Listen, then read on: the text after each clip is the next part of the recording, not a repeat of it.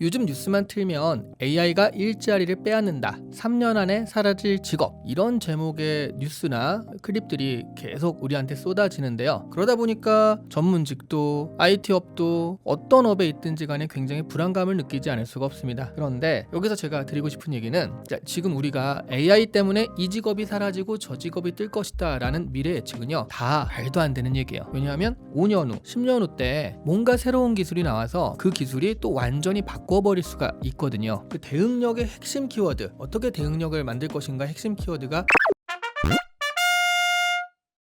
요즘 뉴스만 틀면 AI가 일자리를 빼앗는다. 3년 안에 사라질 직업. 이런 제목의 뉴스나 클립들이 계속 우리한테 쏟아지는데요. 그러다 보니까 전문직도 IT업도 어떤 업에 있든지 간에 굉장히 불안감을 느끼지 않을 수가 없습니다. 최근에는 IT 기업의 한 CEO가 대학 졸업식에서 연설을 하다가 빅테크 CEO인데 야유를 받았다, 뭐 이런 얘기도 있었죠. 오늘은 이 불안을 정면으로 다뤄보도록 하겠습니다. 전반적으로 제가 얼마 전 쓴 책 공동지능이라는 책이 있거든요. 이 책의 관점으로 오늘의 이야기를 전개해 보도록 할게요.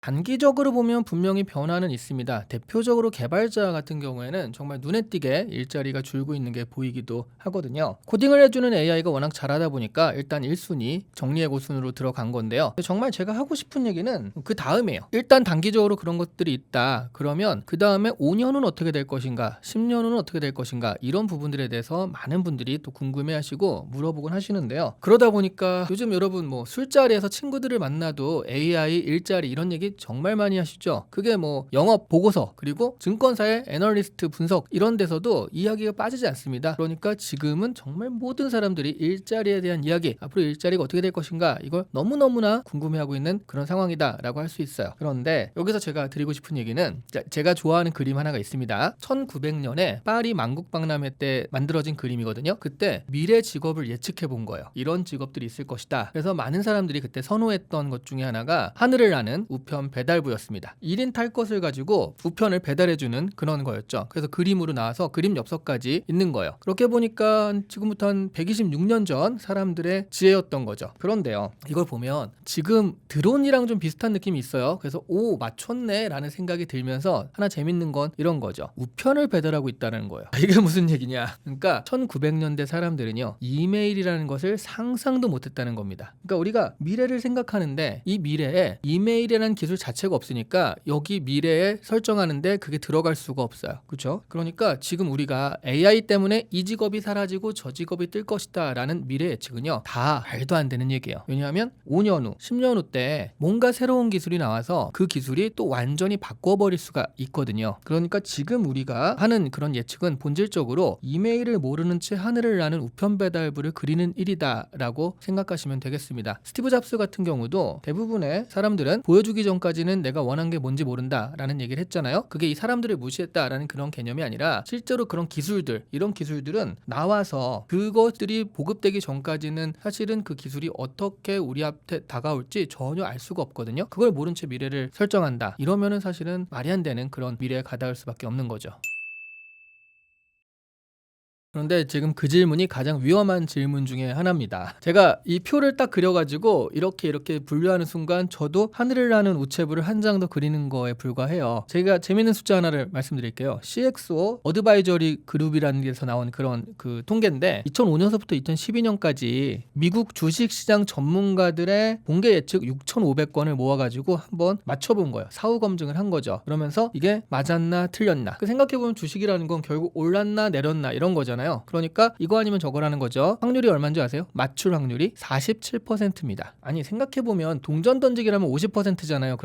그런데 이 전문가들 6,500건의 예측이 47% 맞춘 거예요. 그러니까 무슨 얘기냐면 주식 전문가들이 사실은 예측을 하는 사람이 아니라 해설자들이었던 거죠. 왜 이런 일이 발생했는지, 그런 부분들에 대해서 그래서 이렇게 된 것이다 라고 이야기를 하는 것뿐이지 사실은 그것을 예측할 수 없었다라는 겁니다. 미래 직업 예측도 똑같아요. AI 시대 베스트 10, 직업 베스트 스텐 이런 거 해봤자 사실은 우리는 전혀 모르는 그런 것을 가지고 미래를 예측하고 있다. 자, 이렇게 되는 이유는 이런 게 있어요. 사람들은 지금의 기술을 가지고 이렇게 생각을 한단 말이에요. 그러면서 가령 AI면 AI 기술을 가지고 앞으로 이렇게 될 거야, 10년 있다 어떻게 될 거야 생각을 하는데 다른 기술은 멈춰 있다는 전제를 은근 가지고 있어요. 자, 이게 무슨 얘기냐면 여러분 엔비디아는 주식적으로 보면 유리할 수 있죠. 그렇죠? 왜냐하면 뭐 비메모리 이런 쪽에서는 지금 꽉 잡고 있는 데다가 GPU 이런 것들 때문에 일단 엔비디아가 거의 독점 체제처럼 지금 운영되고 있으니까. 그런데 앞으로도 그럴까요? 지금 많은 분들이 AI는 이런 거야, 그러니까 앞으로 엔비디아도 이렇게 갈 거야 라고 생각을 하시는데 2년 있다가 굳이 그런 기술을 안 써도 다른 기술만 가지고도 이게 가능한 일이 될 수도 있는 그런 기술이 나올 수 있어요. 그러다 보니까 아마 2025년 초인가 그때 딥시크 기억하시는 분 있을 텐데 딥시크가 어떤 충격을 줬냐면 원래 LLM 모델 하나를 만드는데 엄청난 돈이 든다라고 했었는데 딥시크 모델은요 요만한 돈을 가지고서 그걸 구현했다라고 해서 깜짝 놀란 거죠. 그때 엔비디아 주가가요 사상 최대로 떨어졌대요. 하루 낙폭으로는 사상 최대로 떨어졌다라고 합니다. 근데 알고 보니 그게 발표만 그런 거지 사실은 그 뒷단에 들어가는 돈은 더 많았다 이런 얘기도 있고, 그래서 이제 그렇게까지는 안 갔는데 그런 기술이 또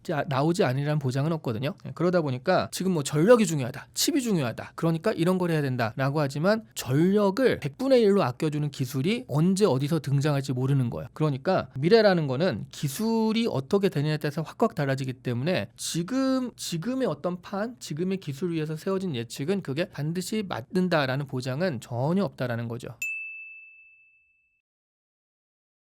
이거 굉장히 좋은 질문인데, 그래서 우리는 먼 데를 생각하는 거는 사실은 우리 기술의 어떤 상상력으로는 힘든 일이고, 근데 가까운 데는 그렇진 않거든요. 가까운 데는 볼 수 있죠. 그렇게 보자면 지금 당장은 진입로가 굉장히 흔들리고 있다라는 걸 알 수가 있습니다. 무슨 말이냐면 미국은 고용이 유연하잖아요. 그러니까 You fired! 그러면 너 해고야 그러면, 아니 그 미국 드라마나 영화 보시면 어디서 갑자기 그렇게 종이박스를 딱 꺼내가지고 자 넣고 연필 넣고 화분 넣어가지고 탁 들고 나가요. 그러니까 대신 내일부터 근무하세요 그럼 바로 또 근무를 하거든요. 그게 고용이 유연한 건데, 그런데 한국은 그렇진 않거든요. 넌 해고야 그래도요 이 노동자가 버티면 6개월에서 1년 6개월 정도 갑니다. 그러니까 쉽진 않아요. 한국은 해고가 쉽지 않다 보니, 그러니까 고용의 유연성이 좀 떨어지다 보니까 그래서 사장님들이 정규직 고용을 꺼리게 되죠. 그러다 보니까 어떤 일이 발생하느냐, 미국은 당장에 해고되고 개발자들 해고되고 그런 일이 발생하지만 한국은 당장에 그렇진 않아요. 눈에는 안 보이지만 신입사원을 덜 뽑는 방향으로 지금 가고 있습니다. 그래서 기업마다 신입사원이 굉장히 없어요. 제가 아는 사람들 중에, 친구들 중에 기업 교육하시는 분 많거든요. 근데 정말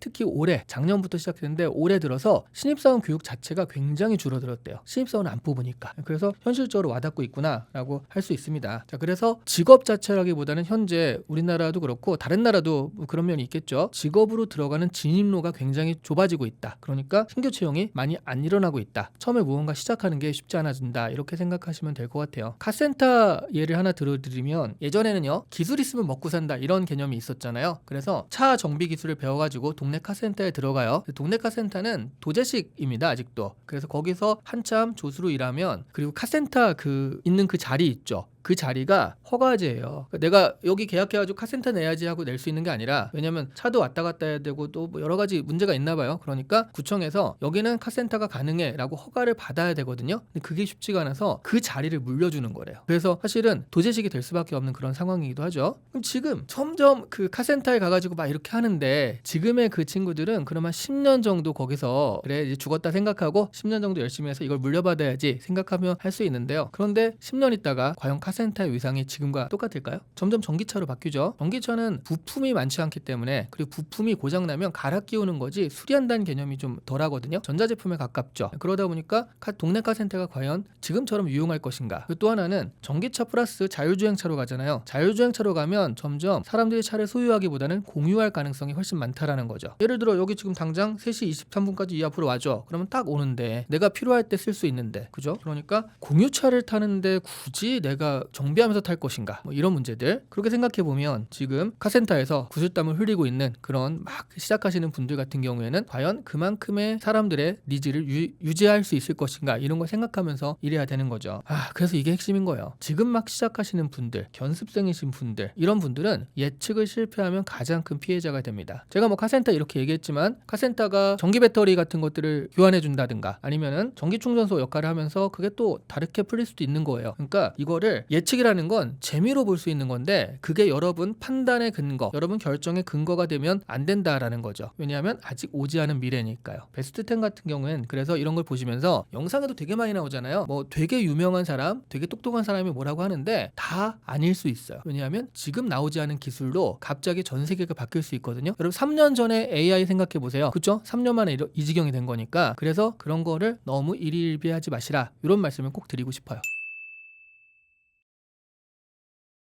사실 예측이 다 틀린다라는 말까지는 아니고 예측은 틀릴 수도 있다. 너무 그거를 믿지만은 말아라. 뭐 이런 얘기입니다. 그러니까 그런데 지금 말씀하신 대로 확실히 그런 게 있다라는 거죠. 그럼 뭘 해야 되지? 제가 책에서 말한 거는 일단 대응력이에요. 뭔가 이렇게 되니까 이거 자체를 익혀야지가 아니라 지금 익히면 돼요. 이렇게 될 수 있다라는 예측까지 익히면 되는데 그게 절대적이진 않다라는 거죠. 그래서 뭔가 바뀌었을 때 빠르게 대응할 수 있는 능력. 내가 지금 이걸 익히잖아요. 그러면 다른 것도 익힐 수 있어요. 지금 가장 중요한 키워드는 대응력이다라고 할 수 있고요. 그 대응력의 핵심 키워드, 어떻게 대응력을 만들 것인가 핵심 키워드가 공동지능입니다. 결론부터 말하면요. 살아남는 건 특정한 직업이 아니라 특정 방식으로 일하는 사람이다라고 생각하시면 돼요. 생각해보면 인류는 늘 자기보다 뭔가 더 능력이 출중한 도구랑 같이 일을 해왔어요. 지게차, 여러분 사람이 아무리 근육을 단련해봤자 지게차를 이길 수 없죠. 그죠? 네. 그런데 그 지게차를 운전하는 사람이 그 지게차의 힘을 자기 것으로 만든 겁니다. 생각해보면 산업혁명 이후부터 한 200년 동안 우리는 계속 이런 작업을 해온 거예요. 인간의 지능으로 기계의 힘을 컨트롤하는, 그래서 기계의 힘을 인간이 이용한 거죠. 근데 이제 뭐가 나왔냐면 이 지능, 우리보다 똑똑한 도구가 나왔다는 거예요. 힘을 컨트롤하는 게 지능이었는데 이 지능은 그럼 뭘로 컨트롤해야 되지? 여기서 이제 문제가 생기는 거거든요. 그래서 답이 좀 갈릴 수 있는데 여기서는 우리가 뭘 해야 되냐면 같이 생각을 해야 된다라는 거죠. 기계한테 야 이렇게 라는 건 지능을 가지고 힘을 운용하는 기계한테 시킬 때 하는 일이고요. 지금은 지능을 가진 기계한테 나의 지능으로 일을 시켜야 되니까 야 이거 해 라고 하면 그거는 지능한테 결과를 받아오는 거예요. 근데 얘가 발달할수록 나는 그걸 이길 수가 없습니다. 그런데 AI와 같이 생각해서 더 나은 결론에 도달한다 라고 한다면 얘가 발달하면 나도 같이 발달하는 거죠. 그럼 앞에 얘기한 거 야 이거 해 라고 맡기는 건 위임이고요. 지금 같이 생각해서 이 결론을 내보자 라고 하는 게 바로 공동지능이다 라는 겁니다. 일을 시키는 거랑 그리고 같이 생각하는 거랑은 결과가 완전히 다릅니다. 일을 시키는 건 사고에 외주하거든요. 그럼 외주가 마음에 안 드니까 다시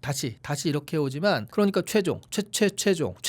최종 이런 것들만 계속 반복이 되는 거죠. 그런데 이게 아무리 발달해도 외주화된 사고는 나한테 쌓이지 않아요. 근데 같이 생각해서 이 사고의 전략적인 부분을 도달했다. 그러면 내 사고도 그렇게 발달을 한 겁니다. 전략적 사고를 AI와 같이 짜는, 그 AI는 그런 사고를 같이 하는 나만의 파트너가 될 수 있다라고 생각하시면 될 것 같아요. 그러니까 진짜 준비해야 될 거는 AI한테 안 잡아먹히는 그런 직업을 찾아야겠다라고 생각하는 건 그건 하늘을 나는 우체부나 비슷한 겁니다. 그런 걸 찾는 거나 비슷한 거고요. 어떤 직업에 있든 AI와 함께 생각해서 그런 것들을 헤쳐나가는 사람이 돼야겠다. 그 방법을 익혀야겠다라는 게 훨씬 더 우리한테는 필요한 거죠. 직업은 바뀌어도요. 그 능력은 바뀌지 않습니다. 생각해보면 10년 전쯤에는 유튜버가 진짜 엄청난 직업이다 해서 초등학생 뭐 선호 1위 막 이런 것도 하고 그랬어요. 근데 지금은 또 아닐 수 있죠. 근데 20년 전에는 유튜버란 직업 자체가 없었어요. 직업은 이렇게 휙휙 변하는 겁니다. 그러니까 중요한 건 새로운 직업이 나타나고 새로운 것들이 나타났을 때 그것들을 빨리 대응해서 갈아탈 수 있는 사람, 대응력 있는 사람, 그게 AI가 나왔을 땐 공동지능을 형성할 수 있는 능력이 있는 사람이라고 할 수 있다라는 거죠.